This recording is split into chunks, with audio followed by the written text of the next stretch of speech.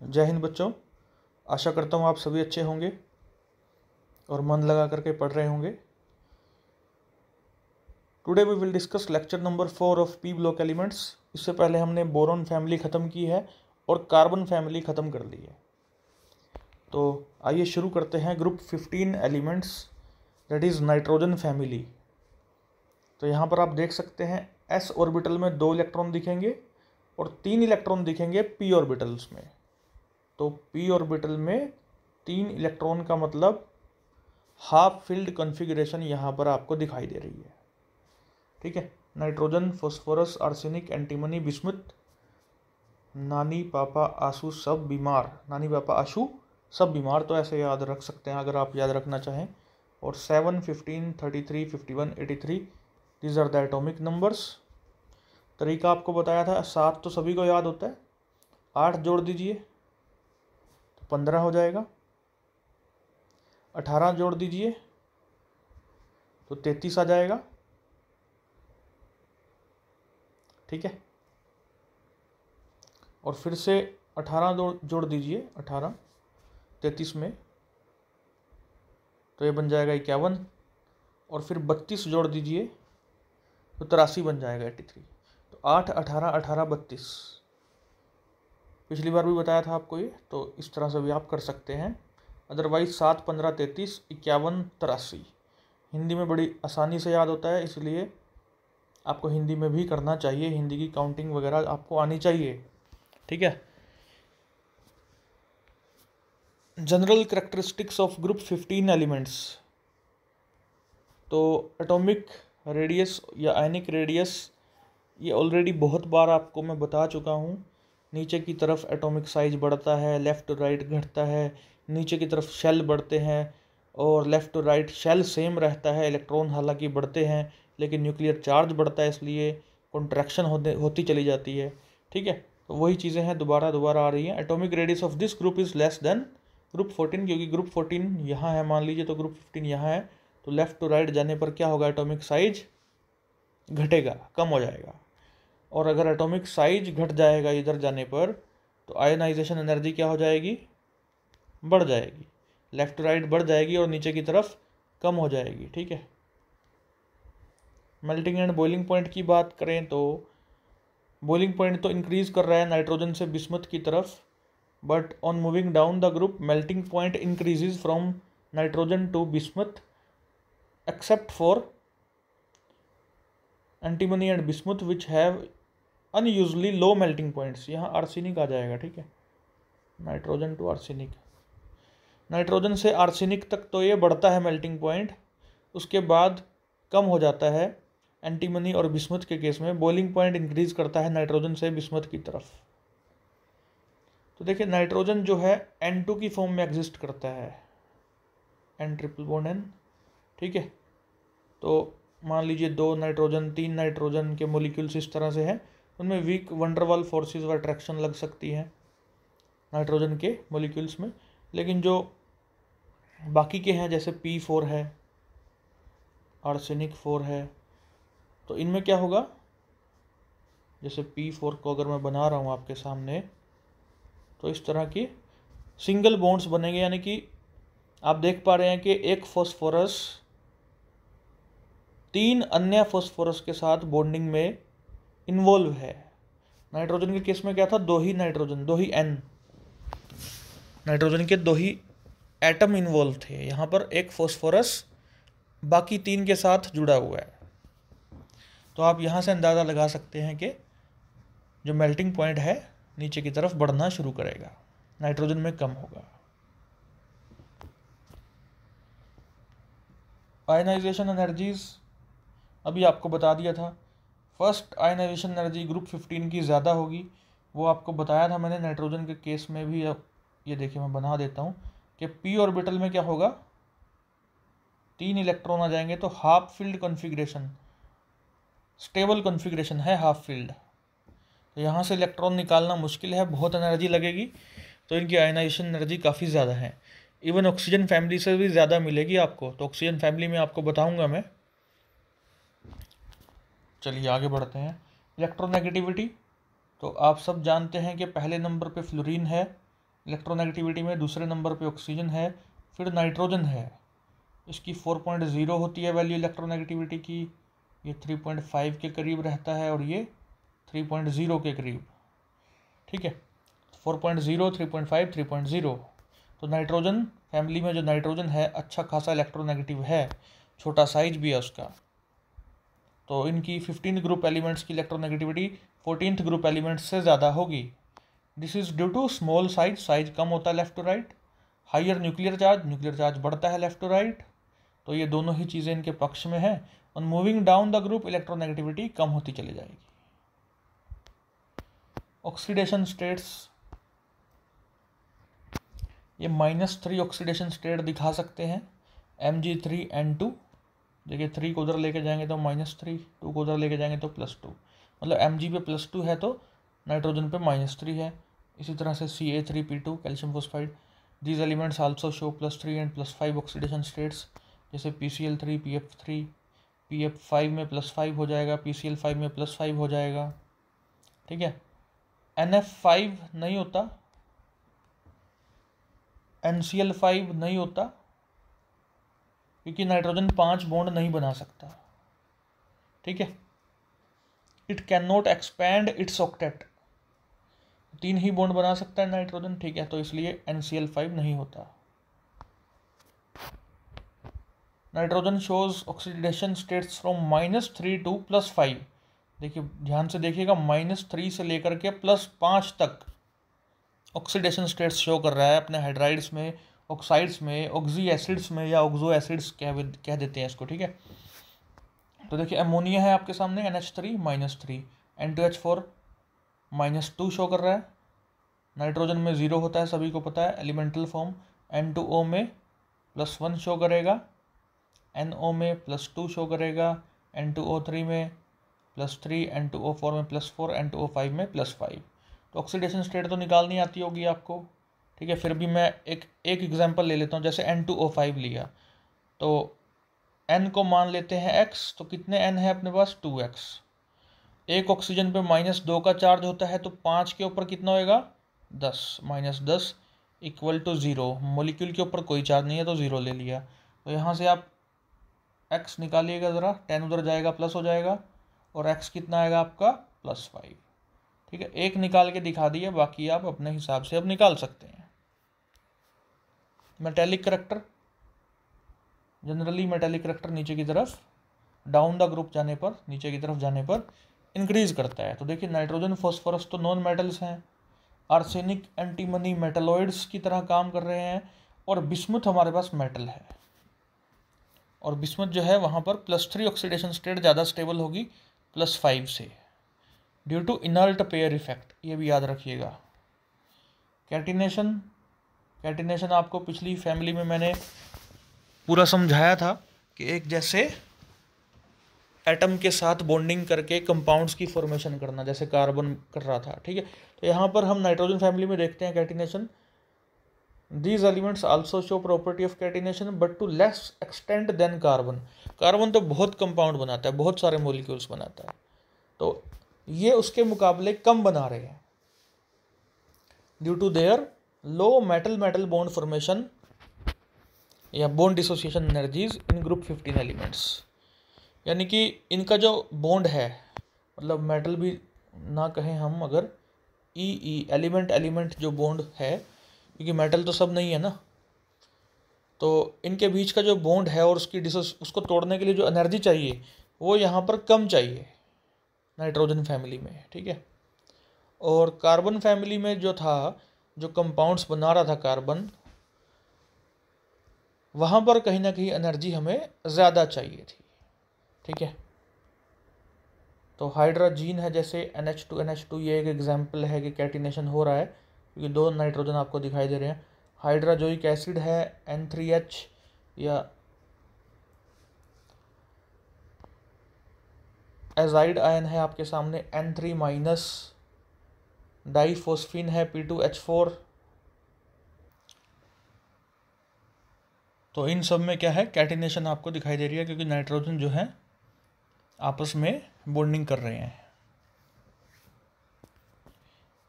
और डाइफॉस्फीन में 2 फॉस्फोरस हैं आपके सामने, ठीक है। तो ये कैटिनेशन को शो करता है। Allotropy, except nitrogen and bismuth all elements of this group show allotropy. जैसे phosphorus, white phosphorus, black phosphorus, red phosphorus 3 form में एग्जिस्ट करता है। एलोट्रोपी के बारे में भी मैं आपको पिछले लेक्चर में बता चुका हूँ, कार्बन फैमिली में, ठीक है, उसकी डेफिनेशन वगैरह। आर्सेनिक भी हमें येलो और ग्रे आर्सेनिक 2 फॉर्म में मिल रहा है। एंटीमनी बना रहा है येलो या grey, silvery grey allotropic forms. तो मेनली जो हमारे सिलेबस में है हमें पढ़ने हैं वो है white phosphorus, black phosphorus, red phosphorus. ये तीनों हमें पढ़ने हैं डिटेल में, ठीक है। तो थोड़ी देर में हम इन्हें भी पढ़ेंगे। बाकी आप याद रख सकते हैं आर्सेनिक येलो और ग्रे आर्सेनिक हमें मिलता है, एग्जिस्ट करता है। ये एंटीमनी येलो और सिल्वरी ग्रे एलोट्रोपिक फॉर्म्स में मिलता है। Elemental state and chemical reactivity. तो एलिमेंटल स्टेट नाइट्रोजन की तो N2 है, ठीक है, गैस है N2। तो N2 काफ़ी सारे आपस में रहेंगे और इनमें क्या लगेंगी, वीक वन डर वाल forces of attraction. Triple bond होता है N और N के बीच में, जिसको तोड़ना बड़ा मुश्किल है, बहुत ज़्यादा एनर्जी चाहिए उसको तोड़ने के लिए। तो बॉन्ड डिसोसिएशन एनर्जी काफ़ी है, 945 किलो जूल पर मोल लगेगी। तो ट्रिपल बॉन्ड होने की वजह से ये बहुत कम रिएक्टिव है, क्योंकि रिएक्ट तभी करेगी ना तब जब वो ट्रिपल बॉन्ड टूट जाएगा, ठीक है। But tendency to form P bond is limited to nitrogen only, ठीक है। नाइट्रोजन और नाइट्रोजन दोनों के पास क्या है, पी ऑर्बिटल्स हैं, ठीक है, और उनके थ्रू ये क्या कर सकते हैं, पी बॉन्डिंग कर सकते हैं। Phosphorus, arsenic, antimony exist in different forms having single bonds. आपको फॉस्फोरस बना के भी दिखाया था मैंने। Phosphorus exist as P4 solid, okay.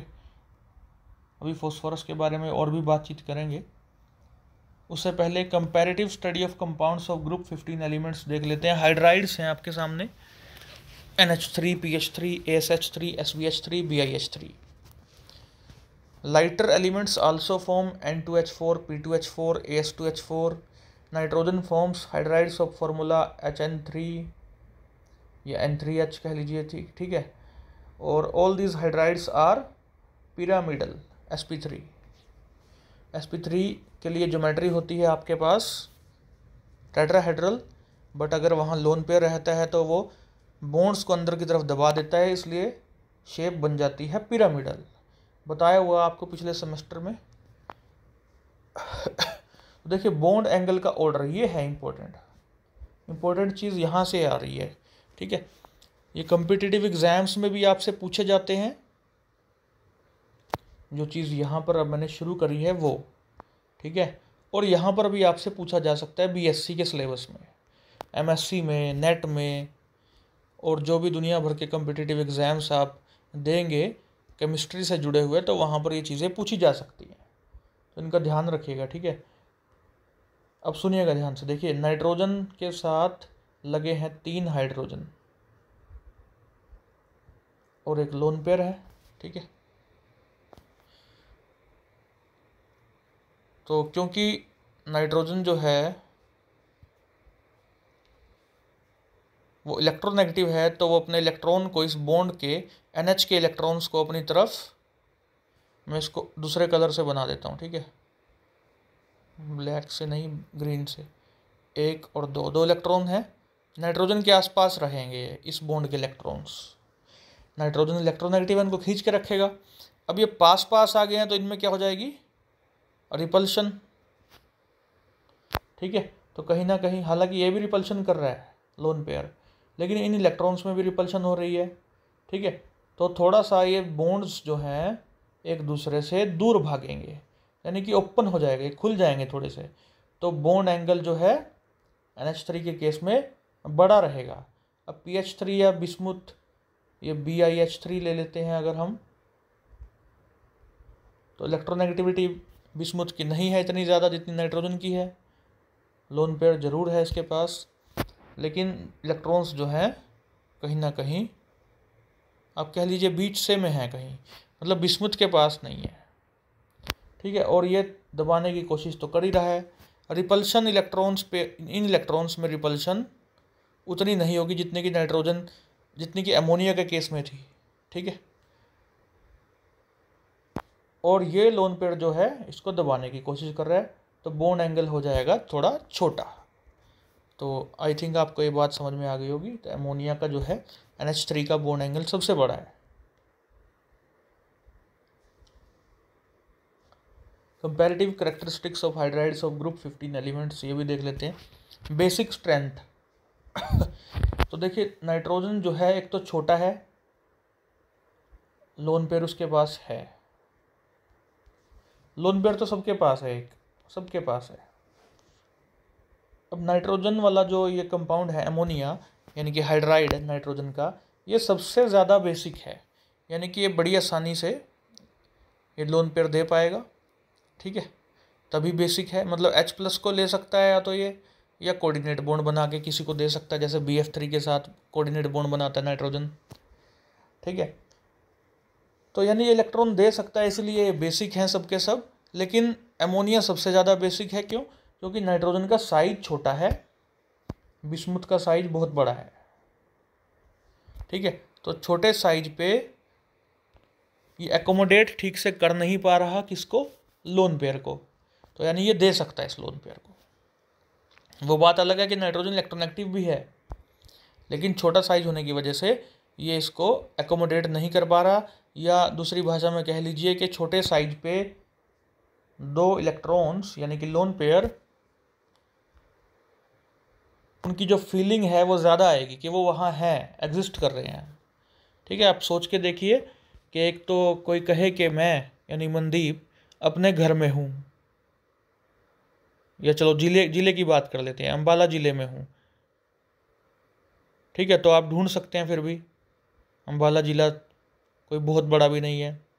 दूसरा कोई कहे कि मनदीप जो है आपको धरती पर ढूंढना है, धरती पर कहीं है, तो अब ढूंढना मुश्किल हो जाएगा। ठीक है, तो यानी कि अगर छोटे साइज पर दो इलेक्ट्रॉन्स हैं, लोन पेयर है, तो उसकी फीलिंग ज़्यादा आएगी कि वो है, एग्जिस्ट कर रहा है। बड़े साइज पे वो स्प्रेड कर जाएंगे, फैल जाएंगे, इलेक्ट्रॉन डेंसिटी यहाँ कम नज़र आएगी बिस्मुथ के केस में। ठीक है, तो इसलिए बेसिक कौन है सबसे ज़्यादा, अमोनिया। ठीक है, ये सारे केसेस बहुत इंपॉर्टेंट है। आगे देखिए थर्मल स्टेबिलिटी की बात कर लेते हैं।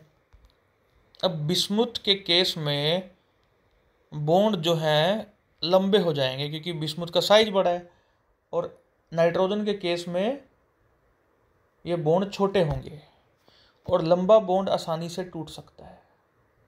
थर्मल स्टेबिलिटी अमोनिया की सबसे ज़्यादा हुई, BiH3 की सबसे कम हुई, NH3 की सबसे ज़्यादा हुई।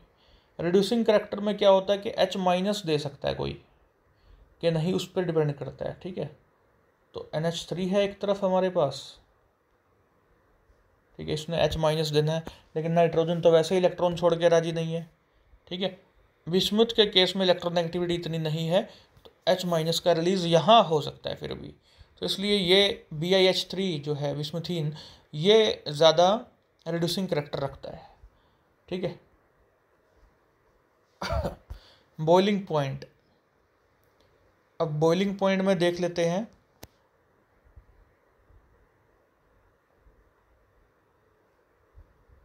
मैं सीक्वेंस में लिख रहा हूँ इनको। ठीक है, तो देखिए बॉइलिंग पॉइंट डिपेंड करेगा कि वंडरवॉल फोर्सेस किस में ज़्यादा होंगी। तो आपको पता है कि नीचे की तरफ जाने पर साइज बढ़ता है, बिस्मुथ का साइज सबसे बड़ा है। ठीक है, तो यानी वंडरवॉल फोर्सेस सबसे ज़्यादा यहाँ लग सकती हैं BiH3 में। तो अगर वो फोर्सेस ज़्यादा होंगी तो अट्रैक्शन ज़्यादा होगी। ठीक है, तो इसलिए एनर्जी ज़्यादा लगानी पड़ेगी उसको तोड़ने के लिए, तो इसलिए बॉइलिंग पॉइंट BiH3 का सबसे ज़्यादा है। चलो ये तो बात ठीक है कि बिस्मुथ का सबसे ज़्यादा है।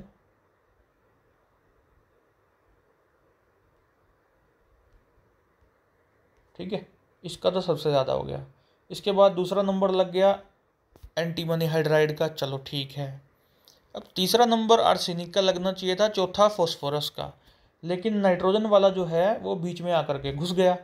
तीसरे नंबर पे अमोनिया आ गया, चौथे पे ये आर्सिन वाला है, और फॉस्फीन तो पाँचवें पे चला गया। ठीक है, तो अब सवाल उठता है कि अमोनिया यहाँ तीसरे नंबर पे क्यों आ गया। देखिए मैंने आपको पढ़ा रखा है ये, तो शायद आपको आता भी हो। ये यहाँ इसलिए आ गया क्योंकि यहाँ होती है हाइड्रोजन बॉन्डिंग। ठीक है, हाइड्रोजन बॉन्डिंग वाला चैप्टर मैंने आपको करा रखा है।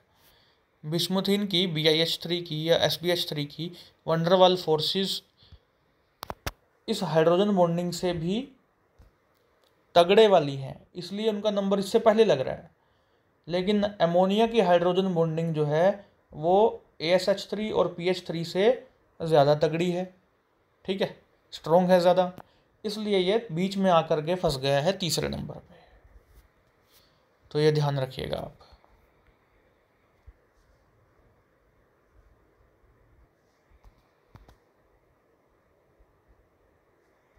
चलिए ऑक्साइड्स के बारे में देखते हैं।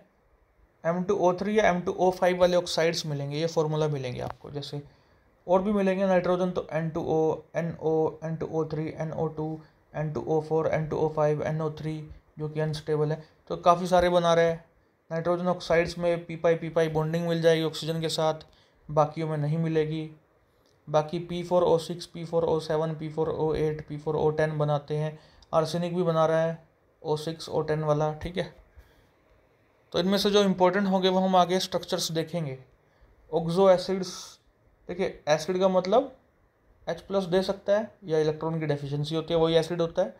ठीक है, तो H होगा यानी कि यहाँ पर ऑक्सो का मतलब, या ऑक्सी भी लिखा जाता है कई बार।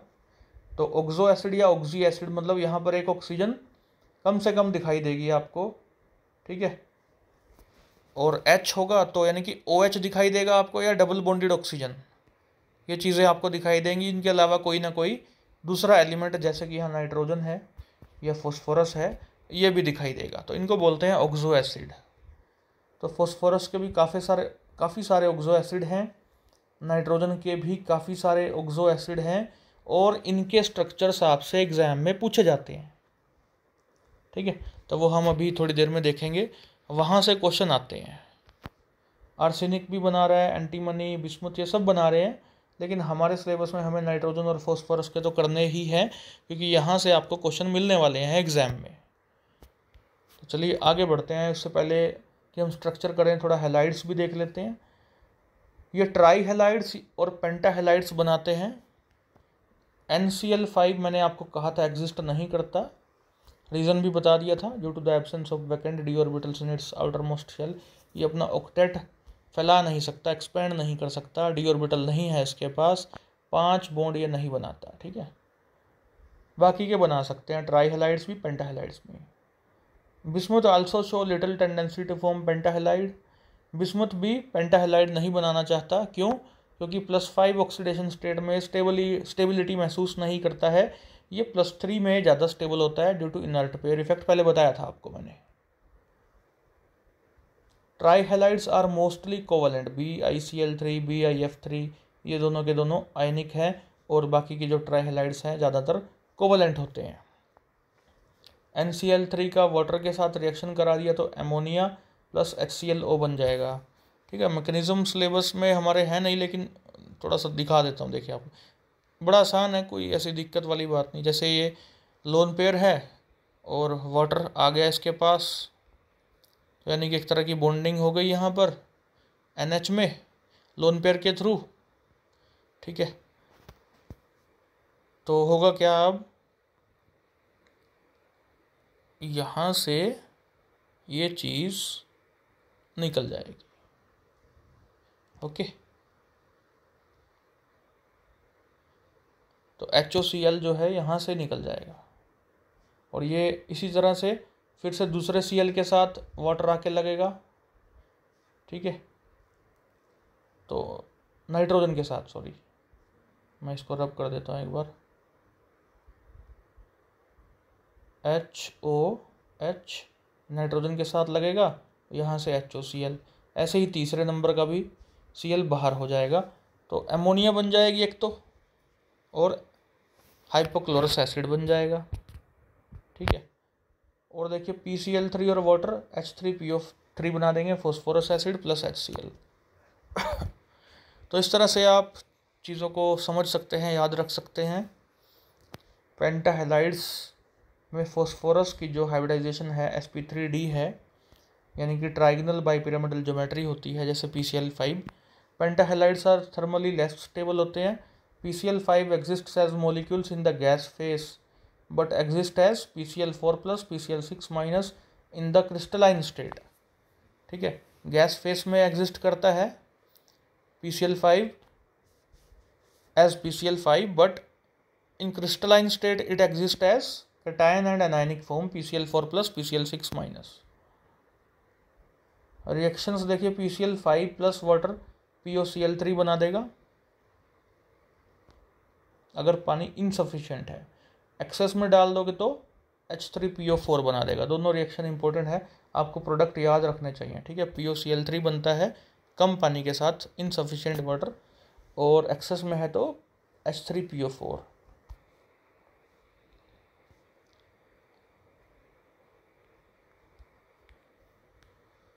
तो यहाँ से काफ़ी इंपॉर्टेंट पार्ट शुरू होने जा रहा है, क्योंकि स्ट्रक्चर्स हैं जो आपसे एग्ज़ाम में पूछे जा सकते हैं।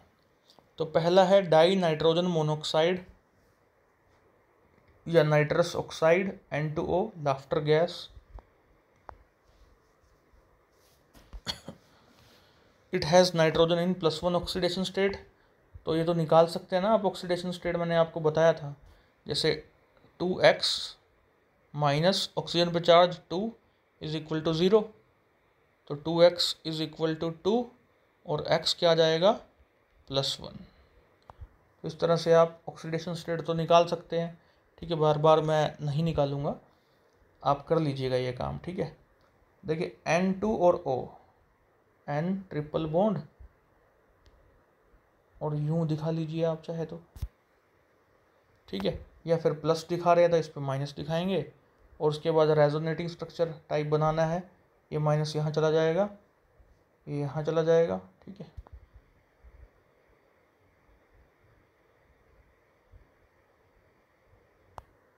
तो यहाँ पर माइनस दिखा सकते हैं आप नाइट्रोजन के पास। ठीक है ना, ये देखिए ये वाला ऑक्सीजन ने डबल बॉन्ड दिखाया ना, तो यहाँ प्लस तो रहेगा। ठीक है, और फिर यहाँ माइनस आ जाएगा। तो इस तरह से स्ट्रक्चर बना सकते हैं। और NO का, नाइट्रोजन मोनोऑक्साइड का ऑक्सीडेशन स्टेट निकालोगे तो +2 आ जाएगा। पैरामैग्नेटिक होता है ये, गैसियस स्टेट में पैरामैग्नेटिक होता है ये, but it is diamagnetic in liquid and solid state. ठीक है, ड्यू टू डाइमराइजेशन, क्योंकि लिक्विड या सॉलिड स्टेट में मॉलिक्यूल्स जो हैं पास पास आ जाते हैं, तो अनपेयर्ड इलेक्ट्रॉन्स की पेयरिंग हो जाती है, जैसे कि आपको नीचे दिखा भी रखा है स्ट्रक्चर। ठीक है, तो एक NO यहाँ है, एक NO यहाँ है, और डाइमराइजेशन इसकी हो गई है। ठीक है, और आप रेजोनेटिंग स्ट्रक्चर इस तरह से दिखा सकते हैं कि एक N के ऊपर एक डॉट, क्योंकि एक नाइट्रोजन के पास 5 होते हैं ना अनपेयर्ड, तो ये 5 के 5 दिखा रखे हैं। 2 का बॉन्ड बन जाएगा, ऑक्सीजन पे 2 लोन पेयर हैं। और अगले स्ट्रक्चर में हमने दिखाया कि नाइट्रोजन का एक जो इलेक्ट्रॉन था खाली, वो ऑक्सीजन के पास चला गया है ना। नहीं, हमने इसमें कुछ और दिखाया है, सॉरी, हमने दिखाया है इसमें, हमने दिखाया कि ऑक्सीजन के एक लोन पेयर का एक इलेक्ट्रॉन यहाँ आ जाए अगर नाइट्रोजन के पास। ठीक है, तो इस पर तो माइनस आ जाएगा, ऑक्सीजन पे प्लस आ जाएगा। ठीक है, और फिर अगले स्ट्रक्चर में हमने वो दिखाया है कि अब नाइट्रोजन का जो सिंगल इलेक्ट्रॉन था वो ऑक्सीजन के पास चला जाए, तो ऑक्सीजन पे माइनस, नाइट्रोजन पे प्लस। ठीक है, तो ये रेजोनेटिंग स्ट्रक्चर आप दिखा सकते हैं। पोलिंग ने हालांकि ये वाला स्ट्रक्चर दिया था। ठीक है, उसने 2.5 बॉन्ड ऑर्डर के हिसाब से स्ट्रक्चर दिया था, क्योंकि देखिए इसमें N और O के बीच में एक बॉन्ड बन गया, एक और बन गया, और एक इलेक्ट्रॉन छोड़ दिया उसने बीच में, लगभग 2.5 के हिसाब से उसने ये दिया था।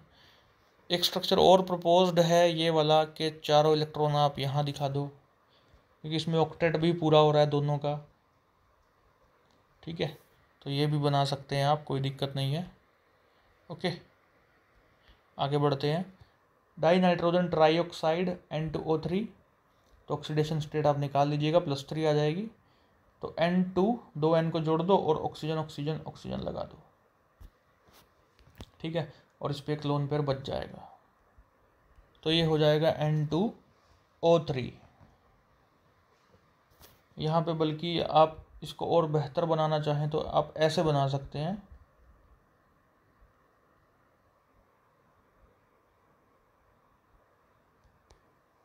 ठीक है। डबल बॉन्डेड ऑक्सीजन दिखाइए, ये रेजोनेटिंग टाइप स्ट्रक्चर है एक तरह से, ये ज़्यादा बढ़िया रहेगा, ठीक है। डबल बॉन्डेड ऑक्सीजन दिखाएं आप,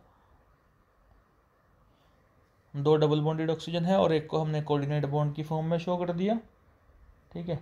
तो ये बन गया हमारा N2O3। और इसके अलावा एक स्ट्रक्चर और इसका बन सकता है, मैं वो भी बनाने की कोशिश करता हूँ, 1 मिनट। जैसे N double bond O, O N double bond O, देखिए पूरा हो गया क्या, 2 नाइट्रोजन और 3 ऑक्सीजन पूरे हो चुके हैं, ठीक है। यहाँ पर आप लोन पेयर दिखा दो, यहाँ लोन पेयर दिखा दो, तो ये भी स्ट्रक्चर प्रपोज्ड है, ये भी ठीक है। और जो ये वाला है इसमें आप डबल बॉन्ड कर लेना और एरो दिखा देना एक कोऑर्डिनेट बॉन्ड की, तो ये दोनों स्ट्रक्चर ठीक है। नाइट्रोजन डाइऑक्साइड तो आप लोग 11th क्लास से बनाते आ रहे हैं, ठीक है। N डबल बॉन्ड O और एक कोऑर्डिनेट बॉन्ड और एक सिंगल इलेक्ट्रॉन, ठीक है।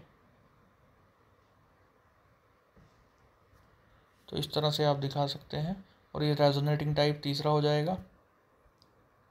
चलिए N2O4 में आप, ठीक है, यहाँ डबल बॉन्ड है, एक डबल बॉन्ड यहाँ है, कोऑर्डिनेट बॉन्ड उल्टा कर दीजिए, यानी कि 180 डिग्री पे घुमा देंगे तो कोऑर्डिनेट बॉन्ड नीचे है, डबल बॉन्ड ऊपर है, और ये रेजोनेटिंग टाइप है, ठीक है। तो कोई एक आप बना सकते हैं या तीनों बना सकते हैं, कोई दिक्कत नहीं है। ये रेजोनेटिंग स्ट्रक्चर है तीसरा।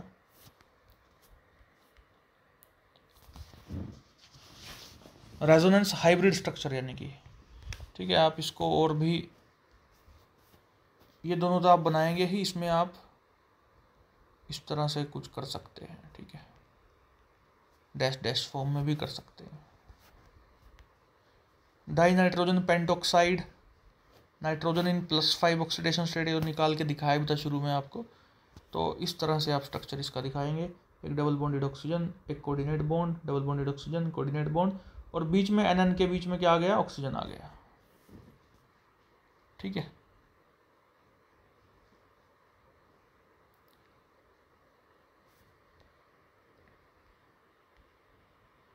आगे हैं oxides of phosphorus. 3 important oxides of phosphorus are P4O6, P4O8, P4O10। तो देखिए ये जो स्ट्रक्चर्स हैं आपके सामने, किताब में शायद आपकी ऐसे ना बने हो, लेकिन ये अगर आपने एक भी बना लिया तो बाकी के बनते चले जाएंगे। मतलब आप चेयर फॉर्म में बनाने की कोशिश कीजिए, बड़ा आसान रहेगा आपके लिए, ठीक है।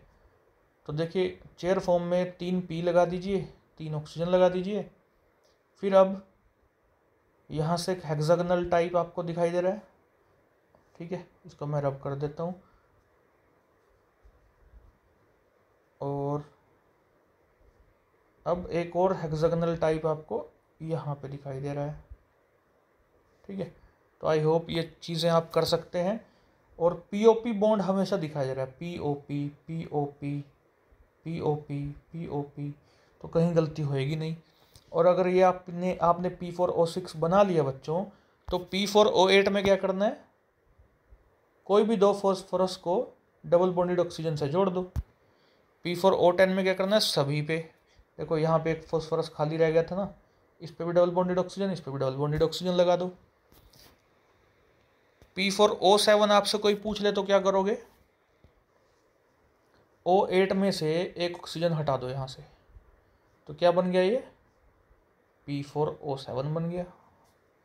P4O9 अगर आपसे कोई पूछ ले P4O9 का स्ट्रक्चर, तो आप P4O10 जानते हो, यहाँ से किसी भी एक फॉस्फोरस का डबल बॉन्डेड ऑक्सीजन क्रॉस कर दो, हटा दो।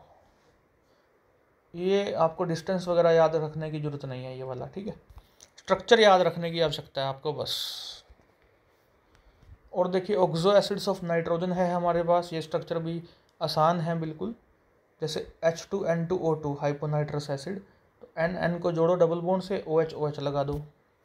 H4N2O4 हाइड्रोनाइट्रस एसिड, तो N को सिंगल बॉन्ड से, बाकी 4 OH, ठीक है। थोड़ा बार बार आपको प्रैक्टिस करनी पड़ेगी, हो जाएगा उसके बाद। HNO2 HON double bond O, और फिर है पर नाइट्रस एसिड, तो एक और ऑक्सीजन आपको N और O के बीच में डाल देनी है, यहाँ पर डाल देनी है। जो नाइट्रस एसिड है ना, उसका पर नाइट्रस एसिड बनाना है, तो N और O के बीच में एक ऑक्सीजन और डाल दो, ठीक है, हो जाएगा ये। नाइट्रिक एसिड तो सभी को आता होगा, HNO3 N double bond O OH, और ऐसे भी बना सकते हैं आप। 2 इलेक्ट्रॉन नाइट्रोजन के यहाँ यूज़ हुए, एक यहाँ यूज़ हुआ, और एक लोन पेयर वो डोनेट करता हुआ नज़र आ रहा है किसको, ऑक्सीजन को, ठीक है। तो इस तरह से स्ट्रक्चर बना सकते हैं, अदरवाइज प्लस माइनस भी दिखा सकते हैं, कोई दिक्कत नहीं है। और इसके बाद पर नाइट्रिक एसिड पर लग गया है, तो इसका मतलब है कि N और O के बीच में, या OH बॉन्ड के बीच में कह लीजिए, OH बॉन्ड के बीच में आपने क्या करना है, O लगा देना है, OOH बन जाएगा मतलब, ठीक है। तो पर का मतलब है एक ऑक्सीजन और लगा दो, कहाँ लगा दो, OH बॉन्ड के बीच में लगा दो, बस, तो HNO4 बन जाएगा, ठीक है। तो ये स्ट्रक्चर्स आपको याद होने चाहिए। और स्ट्रक्चर्स हैं हमारे पास, ऑक्सो एसिड्स ऑफ फॉस्फोरस। तो देखिए यहाँ पर थोड़ा कोशिश करते हैं इसको आसान बनाने की।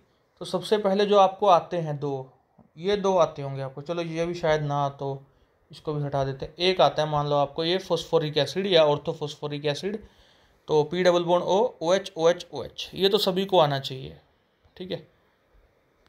तो एक तो हो गया ऑर्थोफॉस्फोरिक एसिड। अब फॉस्फोरस बनाना है, इक का मतलब हाई ऑक्सीडेशन स्टेट, अस का मतलब लोअर ऑक्सीडेशन स्टेट।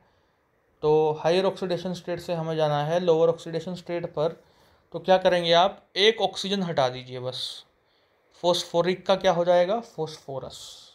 तो एक ऑक्सीजन यहाँ से हटा दो, देखो H रह जाएगा यहाँ, तो अपने 2 कंप्लीट हो गए, ठीक है। अब फॉस्फोरस एसिड बन गया है, तो इसमें से अगर आप एक ऑक्सीजन और हटा दें तो क्या बन जाएगा, हाइपोफॉस्फोरस एसिड। ये ऑक्सीजन एक हटा दो या ये हटा दो, देखो बन जाएगा ना, बिल्कुल आसान है, हाइपोफॉस्फोरस एसिड। अच्छा और देखते हैं अब पायरोफॉस्फोरिक एसिड। अब पायरो में क्या करते हैं कि फॉस्फोरिक एसिड के 2 मॉलिक्यूल लो ऐसे से, मैं दूसरा मॉलिक्यूल बना रहा हूँ ये, और जो OH है ना, इनमें से क्या निकाल दो, वाटर निकाल दो, तो किसके थ्रू जुड़ जाएंगे, ये ऑक्सीजन के थ्रू जुड़ जाएंगे बच्चों। देखो अब यहाँ ऑक्सीजन के थ्रू जुड़ गए 2 मॉलिक्यूल फॉस्फोरिक एसिड के। तो इस तरह से आपको पायरोफॉस्फोरिक एसिड या डाइफॉस्फोरिक एसिड याद हो जाएगा। अब देखते हैं, आगे बढ़ते हैं। Yes, hypophosphoric acid. तो हाइपोफॉस्फोरिक एसिड में क्या करोगे आप, इस पायरो में से एक ऑक्सीजन निकाल दो, बीच वाली PP बॉन्ड बन जाएगा सीधा। तो ये बन गया आपका हाइपोफॉस्फोरिक एसिड। अगर स्ट्रक्चर बना सकते हो तो फॉर्मूला भी लिख सकते हो, ठीक है ना, कोई दिक्कत नहीं आएगी। अब हमारे पास क्या रह गया है, हाँ ये देख लेते हैं अभी, परऑक्सो मोनोफॉस्फोरिक एसिड। देखिए ये रहा आपके पास फॉस्फोरिक एसिड, और परऑक्सो बोला है तो आपने क्या करना है, किसी भी एक OH में O को इंसर्ट कर दो या PO बॉन्ड में इंसर्ट कर दो, तो ये देखो OOH हो जाएगा, बस एक ऑक्सीजन बढ़ा दो, बन गया, ये भी आसान है। अच्छा ये रहा पायरोफॉस्फोरस एसिड। तो 2 फॉस्फोरस एसिड रखो आमने सामने, मैं बना देता हूँ दूसरा भी। और क्या निकाल दीजिए यहाँ से, OH, OH में से वाटर निकाल दो, ऑक्सीजन के थ्रू जोड़ दो। ठीक है, क्या बन गया ये आपका पायरोफॉस्फोरस एसिड। ठीक है, अब हमारे पास केवल एक रह गया है, मेटाफॉस्फोरिक एसिड। तो फॉस्फोरिक एसिड में से वाटर निकाल दो आप। ठीक है, ये रहा आपका फॉस्फोरिक एसिड। ओके, तो यहाँ से एक OH निकाल दो बच्चों, एक H निकाल दो, तो वाटर निकल गया। तो जो भी बचा है उसको कोऑर्डिनेट बॉन्ड से थ्रू जोड़ दो ऑक्सीजन को, बाकी OH ऐसे का ऐसा, P डबल बॉन्ड O ऐसे का ऐसा। तो हमने कोशिश की है इसको आसान करने की। आई होप आपको ये ट्रिक ठीक लगेगी और आप इस तरह से, इस ट्रिक की मदद से इन स्ट्रक्चर्स को याद रख पाओगे, क्योंकि यहाँ से क्वेश्चंस आते हैं। ओके, आपके कम्पिटिटिव एग्जाम्स में भी आएंगे कभी ना कभी। अच्छा, एक चीज़ और रह गई है बतानी आपको, जो OH है ना, उसकी वजह से ये इसकी बेसिसिटी निकालने हम पूछ लेते हैं कई बार। ठीक है, कम्पिटिटिव एग्जाम्स में, आपके BSc में तो शायद ना पूछें, कम्पिटिटिव एग्जाम्स में पूछ सकते हैं कि ये आपके सामने हाइपोफॉस्फोरस एसिड है, इसकी बेसिसिटी कितनी है। तो जितना OH होता है उतनी ही बेसिसिटी होती है एसिड की। एसिड की बेसिसिटी होती है, बेस की एसिडिटी होती है।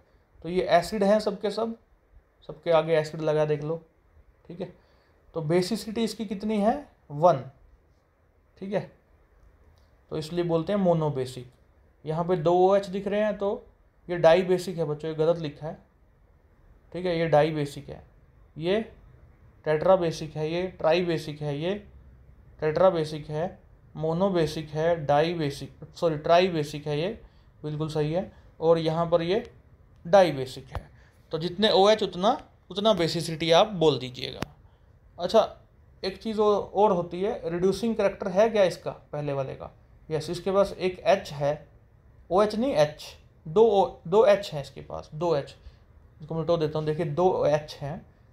तो अगर H लगा हुआ है P के साथ तो ये रिड्यूसिंग नेचर रखता है, ये भी रखता है, ये नहीं है, ये नहीं है। ठीक है, तो इस तरह से आप चीज़ों को देख सकते हैं, ये आपके कम्पिटिटिव एग्जाम्स में मदद कर सकते हैं चीज़ें।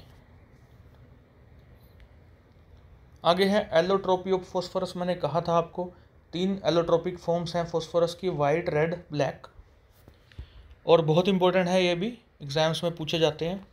तो पहले पढ़ते हैं हम वाइट फॉस्फोरस को। स्ट्रक्चर आपके सामने है, मैंने पहले ही बनाया था आपके सामने। ठीक है, चारों फॉस्फोरस को जोड़ दिया, एक फॉस्फोरस 3 फॉस्फोरस से जुड़ा हुआ है, और ऐसी कई सारी यूनिट बन जाएंगी फॉस्फोरस की।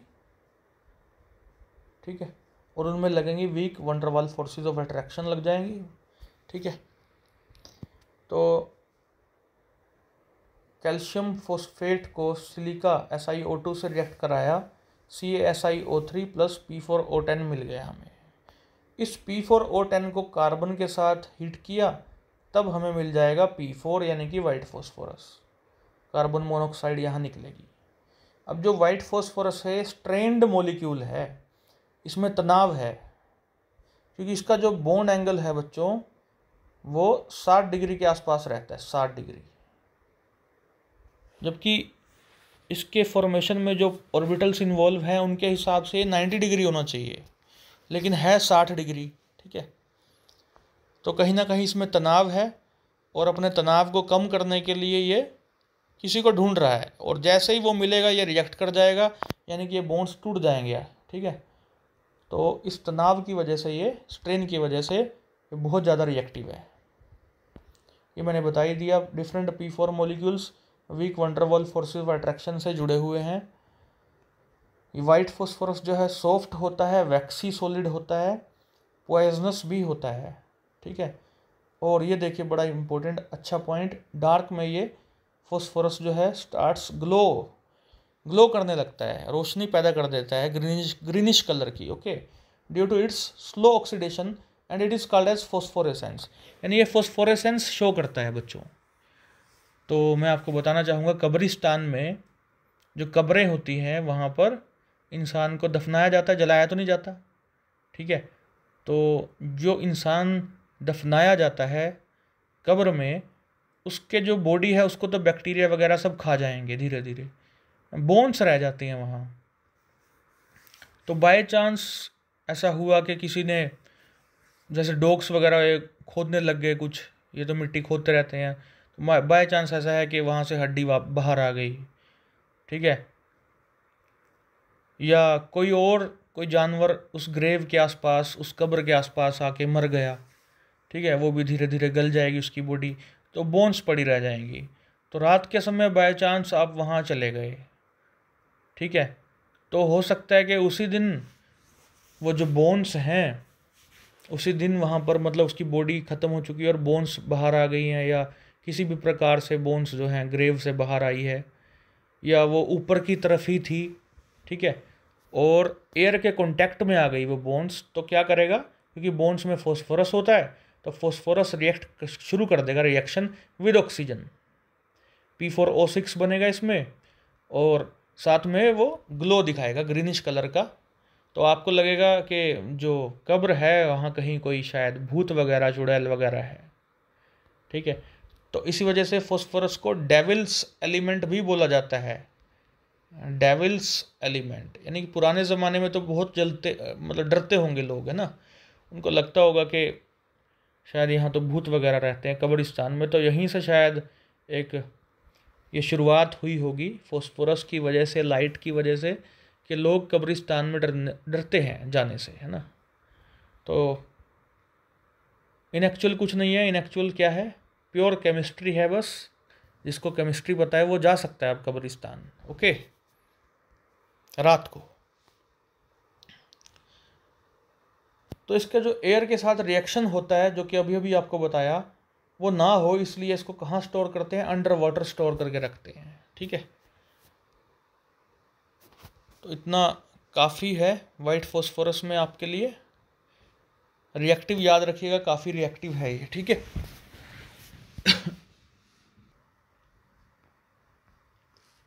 अच्छा, एक चीज़ और है, कार्बन डाइसल्फाइड बेंजीन वगैरह में ये सोल्यूबल होता है, और NaOH के साथ रिएक्ट करके ये फोस्फीन गैस भी बनाता है, ठीक है, जो कि काफ़ी पॉइजनस गैस होती है, PH3। ये वाइट फॉस्फोरस ही रिएक्शन कर पाता है NaOH के साथ। तो ये भी एक चीज़ आपको बतानी थी। अब देखिए रेड फॉस्फोरस में, तो इसमें क्या है, लीनियर एक तरह से चेन बना हुआ है, polymeric chain of P4 units. मतलब पिछली P4 यूनिट जो आपको दिखाई थी उसके बीच में जो बॉन्ड था PP बॉन्ड, वो टूट गया है, ठीक है, और बाकी के सब जुड़े हुए हैं। हाँ, इनको आप और जोड़ दीजिए यहाँ पर, ये वाले फॉस्फोरस तो जुड़े रहेंगे, ठीक है, इनको आप जोड़ के रखिएगा। बाकी के जो हैं फॉस्फोरस ऐसे करके आप छोड़ दीजिए कि वो आपस में जुड़े हुए हैं, ठीक है। तो ये कैसे बनेगा, वाइट फॉस्फोरस को अगर आप हीट कर देंगे in absence of air at about 272-300 degree centigrade, अगर आप हीट कर देंगे तो आपको मिलेगा रेड फॉस्फोरस। यानी कि वाइट फॉस्फोरस से ही रेड फॉस्फोरस मिलेगा, और जो ब्लैक फॉस्फोरस है वो भी आपको रेड फॉस्फोरस से ही मिलेगा। आपको रेड फॉस्फोरस को ही हीट करना है, बट विद प्रेशर भी अच्छा खासा रखना पड़ेगा, तो फिर ब्लैक फॉस्फोरस मिल जाएगा। ऑर्डरलेस है ये, नॉन टॉक्सिक है, पिछले वाला टॉक्सिक था, ये कार्बन डाइसल्फाइड में सोल्यूबल नहीं होता है, ठीक है, रेड वाला। और मेल्टिंग पॉइंट, बॉइलिंग पॉइंट या इग्निशन टेम्परेचर जो होता है रेड फॉस्फोरस का, वो वाइट के मुकाबले ज़्यादा होता है, ठीक है। वाइट का इग्निशन टेम्परेचर कम होता है। इग्निशन टेम्परेचर क्या होता है, जिस पे वो जलना शुरू कर दे। तो आपको मैंने बताया था कि वो तो एयर के कांटेक्ट में आते ही जलना शुरू कर देता है, कौन सा, वाइट फॉस्फोरस, क्योंकि उसका इग्निशन टेम्परेचर कम होता है। और रेड फॉस्फोरस का इग्निशन टेम्परेचर ज़्यादा होता है, इसका मेल्टिंग पॉइंट, बॉइलिंग पॉइंट भी ज़्यादा होता है। कार्बन डाइसल्फाइड में सोल्यूबल नहीं होता है, ये भी याद रखिएगा, ठीक है। बैड कंडक्टर ऑफ इलेक्ट्रिसिटी है, हाई मेल्टिंग पॉइंट है, लेस रिएक्टिव है, ये 290 डिग्री सेंटीग्रेड पे बर्न करेगा, और हमें क्या देगा, फॉस्फोरस पेंटॉक्साइड P4+5O2। अच्छे खासे टेम्परेचर पे ये 290 डिग्री पे P2O5 हमें देगा। आगे है हमारे पास ब्लैक फॉस्फोरस। तो इसमें आपको हेक्सागोनल रिंग्स टाइप स्ट्रक्चर मिलेगा, जैसे कि ग्रेफाइट का आप लोगों ने देखा हुआ है, लगभग वैसा। बोर्न एंगल इसमें 99 डिग्री का रहता है, ठीक है। बोर्न एंगल जो है 99 डिग्री का रहता है। देखिए, it is obtained by heating, 200 degree पे हीट करो, अच्छा खासा टेम्परेचर है, और प्रेशर भी लगाना पड़ेगा। प्रेशर नहीं लगाओगे, हीट करोगे अच्छे टेम्परेचर पे, तो आपको रेड वाला मिल जाएगा, प्रेशर भी लगाओगे तो ब्लैक वाला मिल जाएगा। मेटेलिक लस्टर है इसमें, गुड कंडक्टर है इलेक्ट्रिसिटी एंड हीट का। पिछले वाला देखिए क्या था, बैड कंडक्टर, याद रखिएगा, रेड फॉस्फोरस बैड कंडक्टर था, ठीक है। इसमें एंगल है 99 डिग्री का बोर्न angle, P, and it's a double layered structure of phosphorus, highly polymeric है। आपको दिखाई दे ही रहा है कि बहुत बड़ा लीनियर टाइप स्ट्रक्चर बन रहा है, हेक्सागोनल रिंग्स जुड़ते चले जा रहे हैं, ठीक है। तो जिग जैग फॉर्म में पी बना हुआ है आपके सामने, चेन्स बने हुए हैं, डेंसिटी भी अच्छी हो जाएगी इसकी वजह से। तो ये लीस्ट रिएक्टिव हुआ आपका, और वाइट फॉस्फोरस मोस्ट रिएक्टिव हुआ, ठीक है। तो यहाँ पर हमारा ब्लैक फॉस्फोरस भी ख़त्म होता है। तो सबसे ज़्यादा स्टेबल कौन सा है हमारे पास, जो लीस्ट रिएक्टिव है वो सबसे ज़्यादा स्टेबल है, यानी कि ब्लैक फॉस्फोरस। सो यहाँ पर हमारी ये नाइट्रोजन फैमिली पूरी होती है। काफ़ी लंबी थी, लेकिन हमने इसको लगभग 50 मिनट में पूरा कर लिया बच्चों। तो आई होप आपको बहुत सारी नई चीज़ें सीखने को मिली होंगी इस लेक्चर में, ठीक है। नाइट्रोजन फैमिली को निक्टोजेंस भी बोला जाता है, एक चीज़ शायद मैंने नहीं बताई, निक्टोजेंस, PNIC, निक्टोजेंस भी बोला जाता है। अब निक्टोजेंस क्यों बोला जाता है, क्योंकि ये कहीं ना कहीं थोड़ा सा सफोकेटिंग स्मेल देती है, तो इस वजह से निक्टोजेंस बोला जाता है। तो आई होप आपको सब कुछ समझ में आया होगा और आप इंजॉय करेंगे इस लेक्चर को। Have a nice day, thank you, जय हिंद बच्चों।